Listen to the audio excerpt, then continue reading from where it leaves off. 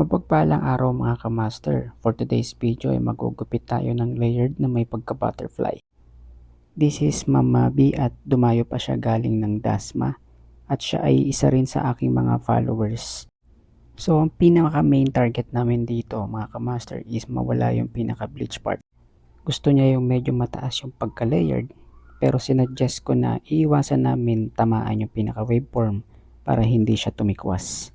At gusto niya yung medyo naka-volume yung likod.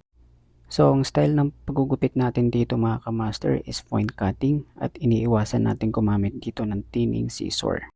So, mataas yung pag-elevate natin dito sa pagugupit mga kamaster para mas makapag-create tayo ng magandang volume at mas magandang layered. And this is the final cut at sinundan lang natin yung pinaka-waveform ng buhok ni Ma'am Mavili dito. Maraming salamat sa pagtitiwala Ma'am Mavi. See you again!